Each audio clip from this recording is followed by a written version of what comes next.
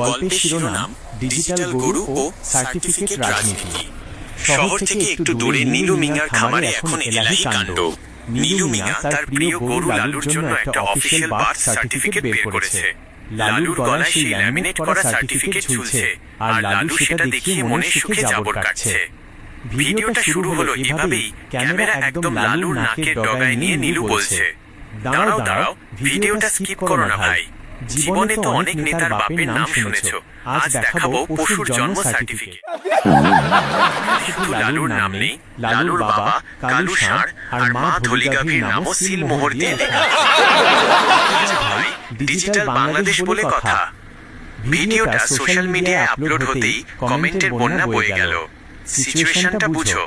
শিক্ষিত বেকার যুবক কমেন্ট করলো, ভাই আমার কাছে মাস্টার সার্টিফিকেট আছে, তাও চাকরি নেই, আর লালু তো বাপের নাম দিয়ে ভিআইপি হলো।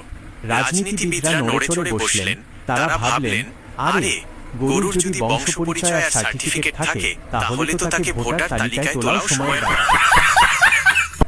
গল্পের শেষে নীলু মিয়া ক্যামেরার দিকে তাকিয়ে এক চিলতে বাঁকা হাসি দিয়ে বলল, শোনো ভাই সব, এখন আর জ্ঞানী মানুষের লম্বা লম্বা কথায় কাজ হবে না। এখন সার্টিফিকেটওয়ালা জানোয়ারদের যুগ। মাঠেও ঘাস খাবে, আবার চেয়ারে বসে রাজনীতির ঘাসও উপরে ফেলবে। मतलब वो अलग ही लेवल का बंदा था।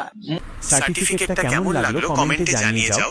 আর মনে রেখো, এখন থেকে দেশ চলবে জানোয়ারদের লজিকে। মানুষের সার্টিফিকেটের দাম নেই, কিন্তু পশুর বাপের নাম এখন ট্রেন্ডিং। দেখে নিন গরুর জন্ম সার্টিফিকেট। জ্ঞানী হয়ে লাভ কি?